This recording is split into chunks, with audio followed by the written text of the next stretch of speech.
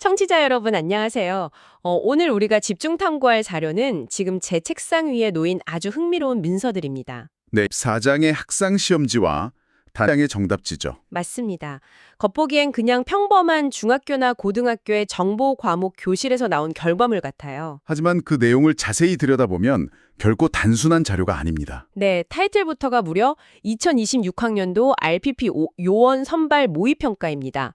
그리고 괄호치고 제1교시 정보 및 IT 기초 역량 A형 이렇게 거창하게 적혀 있거든요. 학생들을 특수정보국 요원으로 대우하는 아주 정교한 세계관을 구축하고 있는 거죠. 그렇습니다. 그래서 오늘 우리의 미션은 이 기발한 컨셉의 시험지를 단순히 채점하려는 게 아닙니다.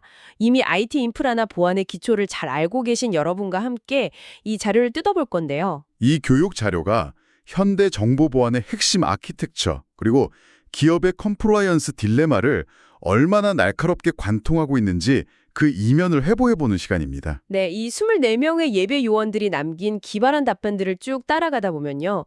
우리가 현업에서 매일 마주하는 복잡한 보안 이슈들이 얼마나 명쾌한 본질로 환원되는지 직접 목격하게 되실 겁니다. 사실 이 자료가 흥미로운 가장 큰 이유는 우리가 실무에서 다루는 무거운 개념들을 아주 직관적인 비유로 치환해냈다는 데 있습니다. 직관적인 비유요? 네, 예를 들어 제로 트러스트 아키텍처나 데이터 최소화 원칙 같은 용어들 말이죠. 기업의 보안 담당자나 개발자들에게는 일상적인 언어지만 때로는 그 복잡성 때문에 본질을 놓치기 쉽거든요. 아, 맞아요. 개념의 껍질에 매몰되는 경우가 종종 있죠. 바로 그겁니다.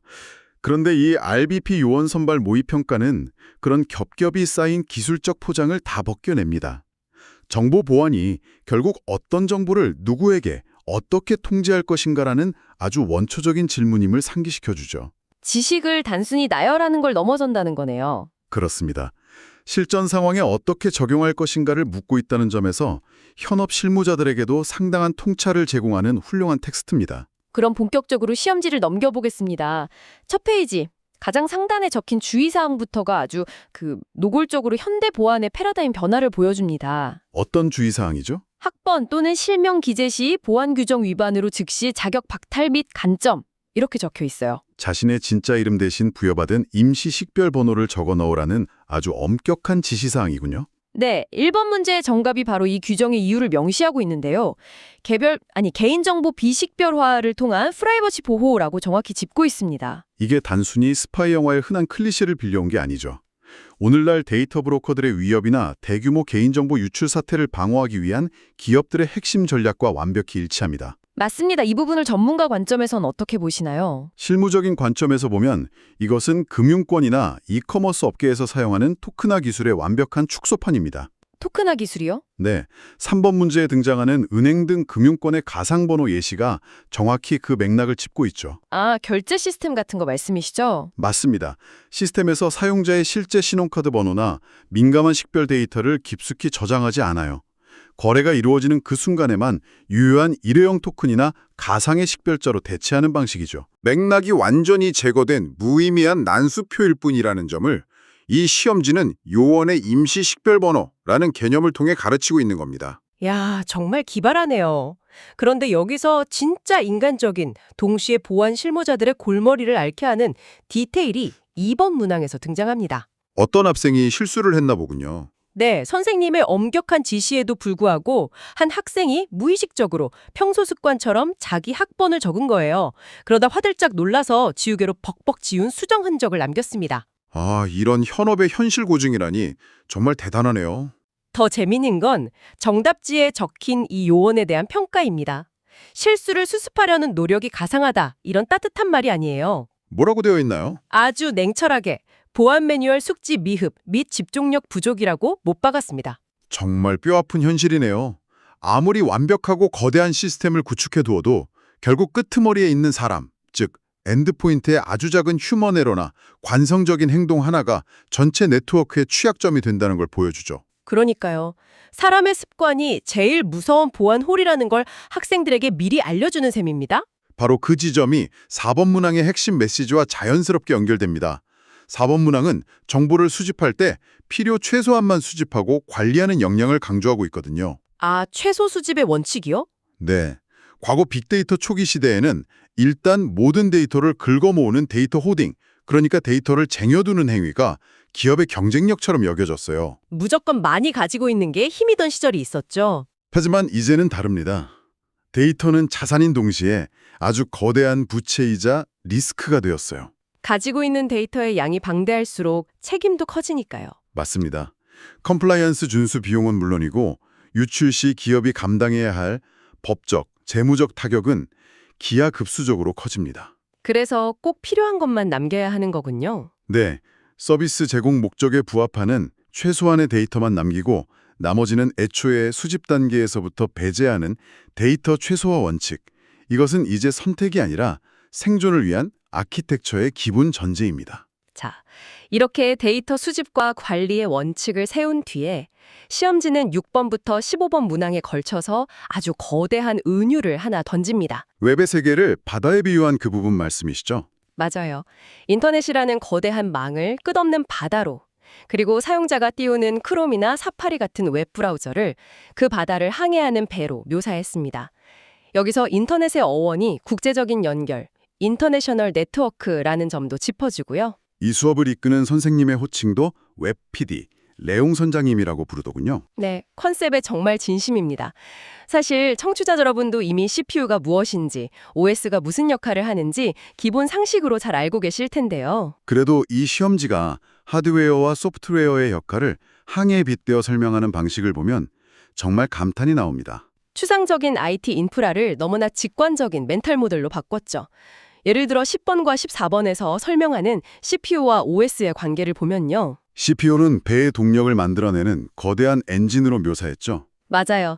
그리고 OS는 그 거친 엔진을 선원들이 쉽게 통제할 수 있도록 연결해주는 조타실의 제어 시스템으로 그려냅니다. 우리가 읽기 쉬운 문자로 바꿔주는 그거죠. 네, DNS의 원리를 우리는 보통 기술적으로만 이해하잖아요.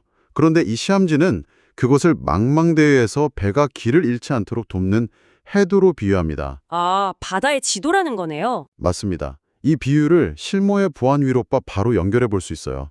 DNS 스푸핑 같은 공격이 왜 치명적인지 단번에 이해가 가죠. 해도를 몰래 바꿔치기 하는 상황이 되는 거군요. 네, 공격자가 해도를 조작하면 선장과 선원들은 자신들이 올바른 목적지로 가고 있다고 굳게 믿습니다. 하지만 실제로는 해적이 파놓은 암초박, 즉 피싱 사이트로 스스로 항해하게 되는 격이니까요. 와, 그렇게 들으니까 진짜 소름 돋는 비유네요. 인프라 취약점을 설명할 때 이보다 명쾌할 수 없을 것 같습니다. 당장 내일 IT 관련 회의를 하거나 뉴스 기사를 읽어야 할 청취자분들에게도 아주 든든한 무기가 될 설명이에요. 8번 문항에서 짚고 넘어가는 자료와 정보의 차이, 그리고 15번 문항의 알고리즘 개념 역시 마찬가지입니다. 단순히 교과서적인 용어 뜻을 묻는 수준이 아니에요. 가공되지 않은 팩트가 데이터고 그게 목적을 가지고 정제됐을 때 비로소 의미 있는 정보가 된다는 그 8번 문항 말씀이시죠? 맞습니다.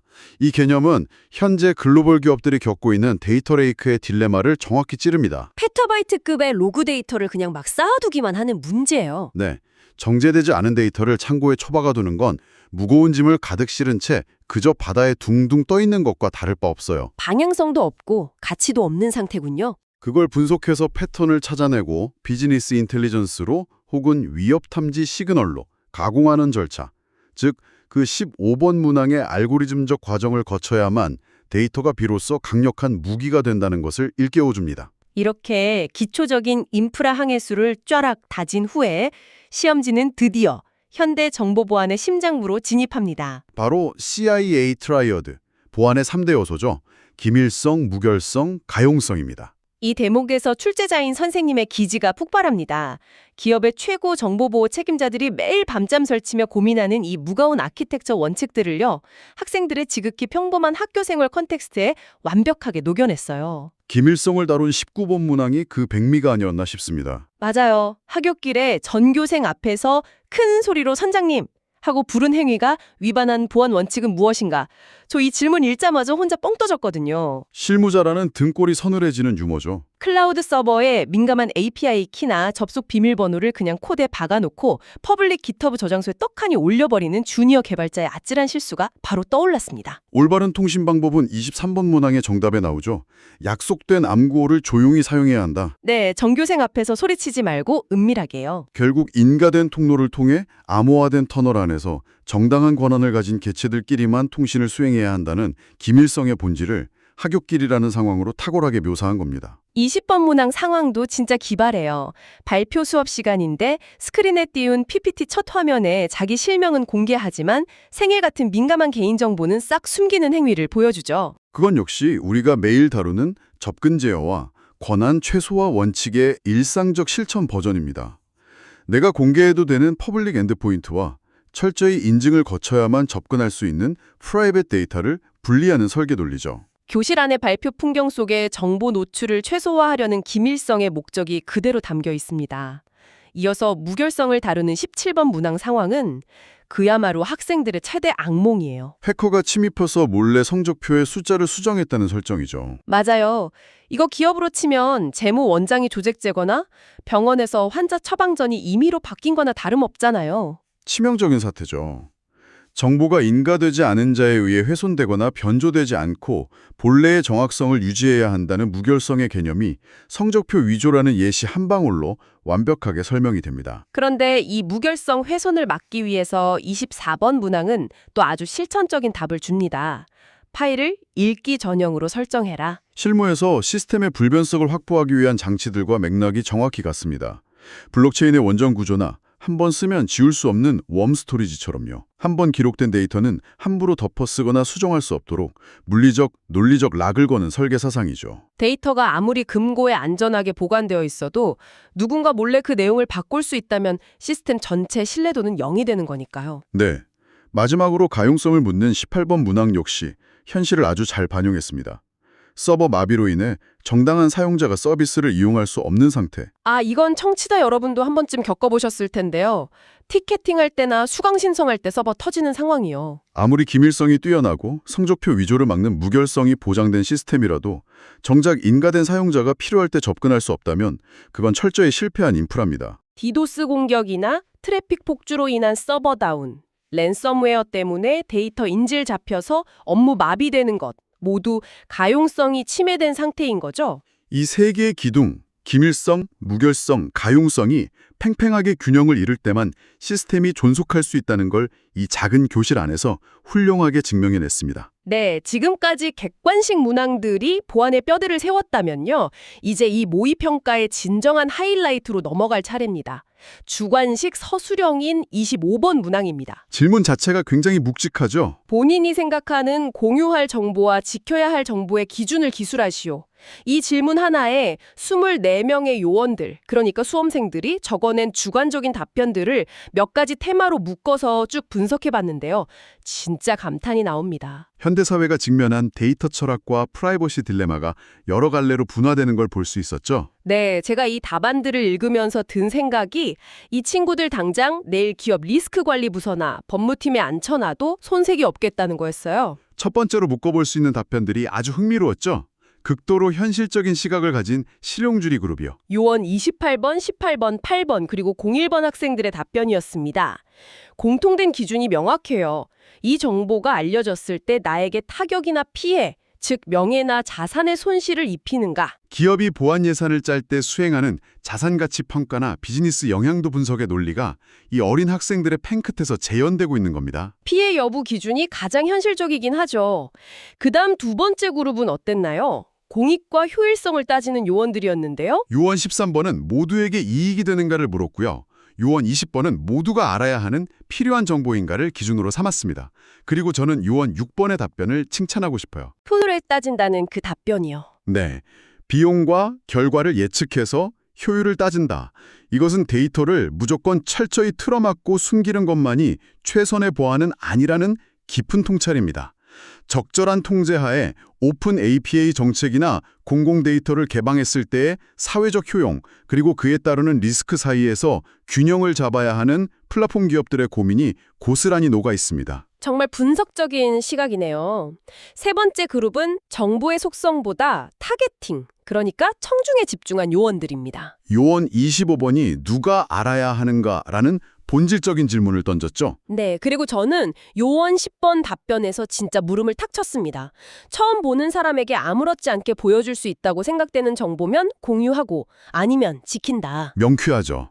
기업 인프라 환경에서 적용하는 역할 기반 접근 제어, 즉 알백의 철학을 처음 보는 사람이라는 직관적인 가상의 페르소나로 완벽하게 시각화했습니다. 진짜 훌륭한 기준입니다. 이 밖에도 교실 특유의 유쾌함이 묻어나는 재미있는 답변들도 많았어요. 요원 24번의 답변이 참 재밌었죠. 본인의 정보 빼고 공유해도 됨. 철저한 자기 방어입니다. 다른 데이터 공유는 권장하면서 정작 자사 핵심 데이터는 꼭꼭 숨기려는 얌태 같은 기업들의 데이터 이기주의를 묘하게 꼬집는 것 같기도 하고요. 요원 5번의 거창한 답변도 기억에 남습니다. 거짓 없는 사실은 공유, 국가기밀은 보호. 허위 정보와 딥페이크가 넘쳐나는 시대에 정보의 무결성이 곧 공유의 전제 조건이라는 철학적 함의를 보여줍니다. 자, 이 24개의 다양한 관점을 채점하는 내용 선장님의 정답지를 볼까요? 단 하나의 모범 답안이 아니라 공익과 공유, 그리고 사생활과 비밀의 기준이 명확히 제시되면 정답이라고 적혀 있습니다. 이건 학생들의 비판적 사고력을 극찬할 수밖에 없는 채점 기준입니다. 기술이 고도화되어도 결국 데이터를 다루는 주체인 인간 스스로가 가치 판단의 잣대를 세울 수 있는가를 묻는 거거든요. 기계적인 매뉴얼 암기가 아니라 스스로 유연하게 판단하는 자만이 진정한 요원이 될 수 있다는 거네요. 이제 오늘 탐구한 내용을 갈무리 해볼 시간입니다. 네, 임시식별 번호부터 기밀성, 무결성, 가용성, 그리고 무엇을 공유할지 결정하는 철학적 기준까지 이 모의평가가 우리 일상에 주는 교훈이 참 큽니다. 맞습니다. 여러분, 우리가 매일 웹브라우저라는 배를 타고 쿠키 정책에 동의하거나 SNS에 글을 올릴 때 우리 역시 끊임없이 이 25번 서술형 문제의 답을 내리며 살아가는 셈입니다. 우리는 스스로가 거대한 시스템의 설계자인 동시에 현실 세계의 정보 요원들이죠. 오늘 이 깊은 논의를 마무리하면서 전문가님께서 청취자 여러분이 방송 종료 후에 스스로 곱씹어 볼 만한 도발적인 최종 질문을 하나 준비하셨다고요. 네, 오늘 학생들 답변 중에서 나에게 타격이 없는 정보는 안전하다며 쉽게 공개한다는 실용주의적 기준이 있었죠. 우리 역시 파편화된 일상 데이터들을 무심코 흘려보냅니다. 하지만 고도로 발달한 AI와 거대한 데이터베이스 기술이 지배하는 미래에는 어떨까요? 미래의 기술이 그 파편들을 조합할 수 있다는 말씀이시죠? 맞습니다. 오늘 무심코 던져놓은 수많은 타격 없는 공유 정보들이 거대한 디지털 바다에서 하나의 알고리즘으로 조립된다면 내일은 내가 그토록 필사적으로 지키고 싶어 했던 치명적인 기밀 정보의 윤곽을 선명하게 그려내게 되지는 않을까요? 안전하다고 믿었던 조각들이 퍼즐처럼 맞춰지는 거군요. 과연 현대사회에서 진정으로 공유해도 영원히 안전한 정보라는 것이 존재할 수 있을지 오늘 한번 깊게 고민해 보시기 바랍니다. 집중 탐구는 여기서 마치겠습니다. 함께 항해해 주셔서 감사합니다.